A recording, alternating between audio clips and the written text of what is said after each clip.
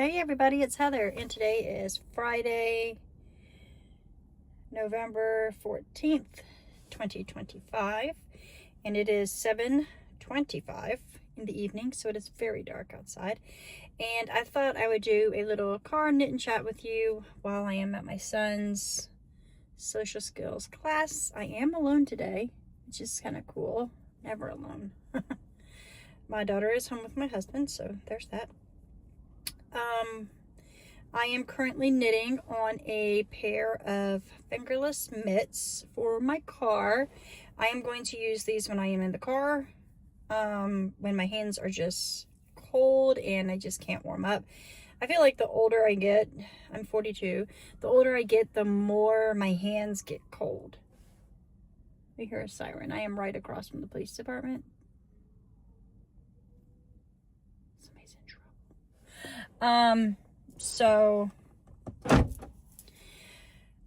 I'm going to use these when my heated steering wheel just isn't enough. And that does happen. Like sometimes I just can't seem to warm up my hands when I'm driving. I am using a fingering weight yarn. I think it's fingering weight yarn. It is a really pretty pink, super cheap yarn that I bought on Temu. This was a cashmere mohair blend. I think it's 97% cashmere, 3% mohair, and I am holding it with its little bobbin of nylon to give it a fingering weight gauge, and I'm using a US 1.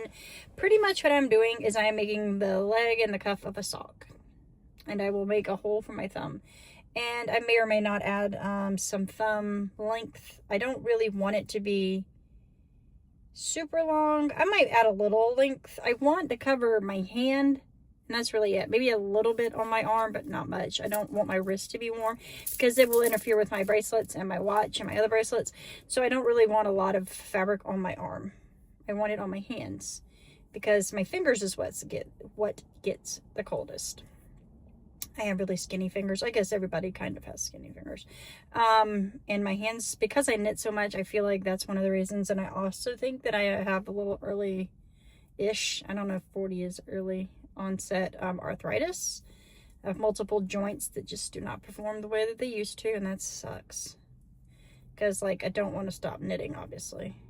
Or even slow down knitting. I mean, I feel like in the past year I've slowed down just a little bit. Knitting less, because I was pretty much knitting constantly, and it's not good for your hands, it's not good for your family, it's just not good for anything. So I slowed down.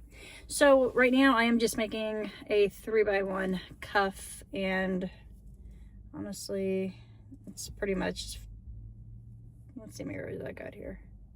Good luck counting in this lighting. I don't know. So I have 9. So I'll go ahead and do 10 rows, I guess. And then I will move into the knitting hand portion. I am going to just knit the hand. I cast on 60 stitches on a US 1.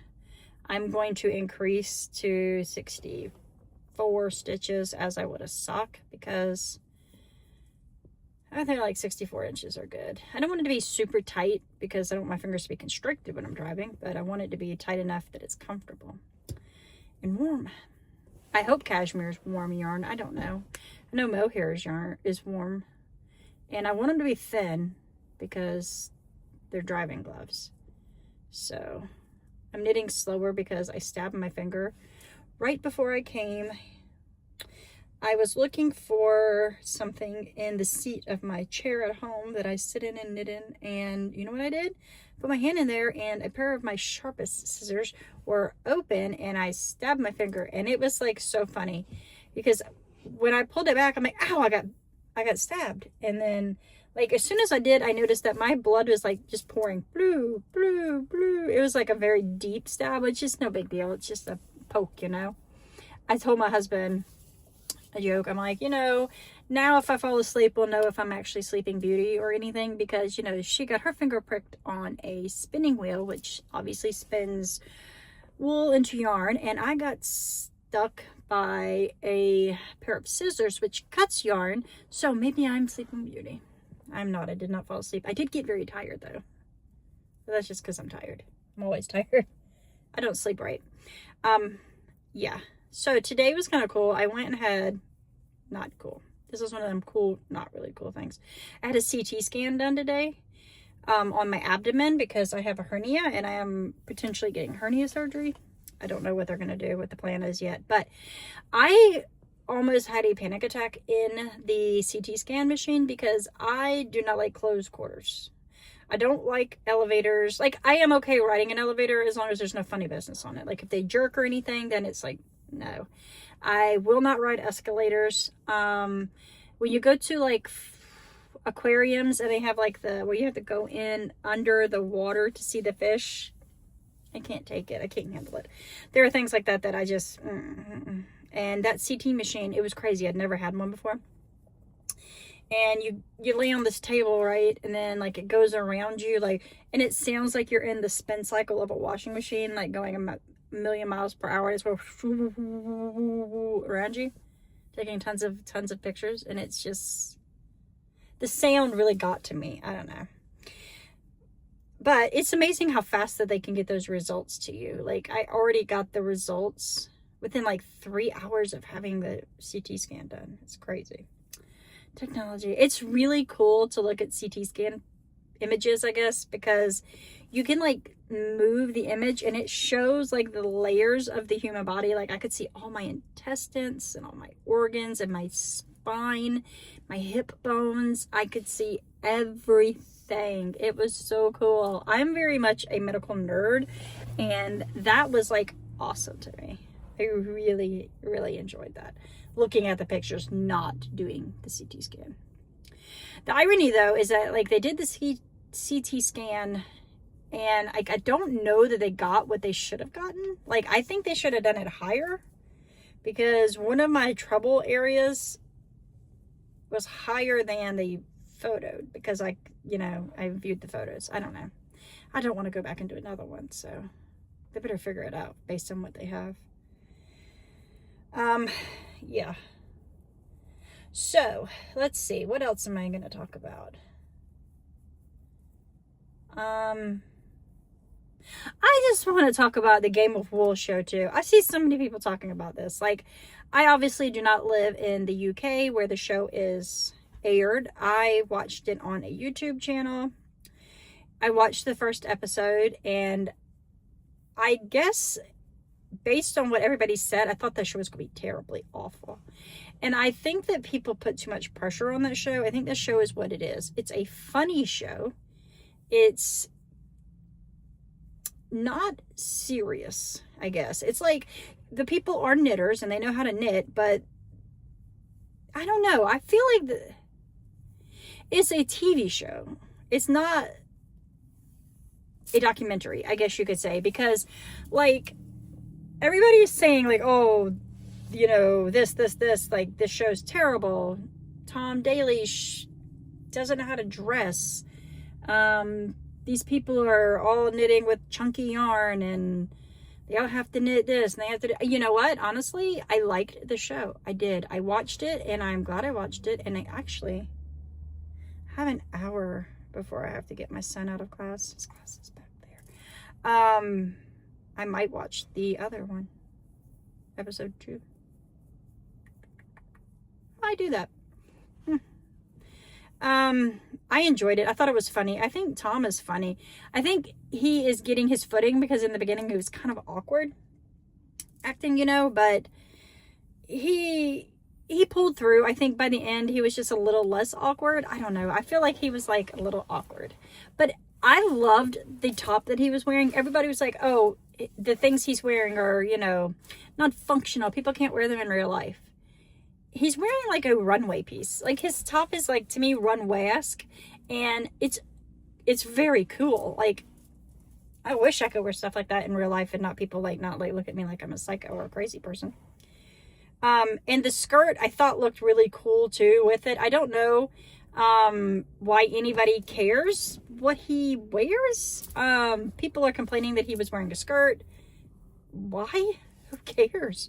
Women wear pants all the time. Why can't a man wear a skirt? I don't get it. Like, I don't even care if it has anything to do with sexuality or whatever the case is. Like, if a woman can wear pants, why cannot a man wear a skirt? Hello? It makes no sense to me. People get their mind twisted about the smallest things in life. There's such big things in this world to get your mind twisted about, but you're going to get twisted about a grown man wearing a skirt that is covering all of his body parts. How about get it twisted about girls who are wearing shorts that are not covering their body parts? Like, I don't want to see butt cheeks every time I'm out in public. Let's get on that. Let's get twisted about that. Not about a grown man wearing clothing that is covering all of his extremities. That isn't the point. This show's cute. If you like knitting and you like silliness, I think it's, even though the people are knitting actual garments and actual items, it is more laid back. And I think if you go in with the mindset that it's not a documentary style show, it's just like a fun little show, and don't take it serious, I think you'll enjoy it personally. I do think knitting a couch cover in 10 hours is difficult. I also think that it's really cool, and I'd like somebody to make me a couch cover now. Like, seriously, we're gonna do the light thing again. So, like, if somebody wants to knit me a really cool retro looking floral bohemian nature inspired couch cover, I'd be really cool with that. My daughters would destroy it, but you know. So I am going to sit here and continue knitting on this mitt. I did bring my cotton granny square that I am making the bag out of for my sister with me. This is my second one of the side ones. I don't know if I had this with me the last time. I'm pretty sure I only had the yellow one, the bottom, and I got to the 10th round, which was the orange, and then I realized that it wasn't big enough. Like, this one is the same, it was the same size, but I put this next to the yellow one in the pattern shape that it was going to be, and it's just not big enough for what I want. So I have to make the bottom bigger and make the sides bigger.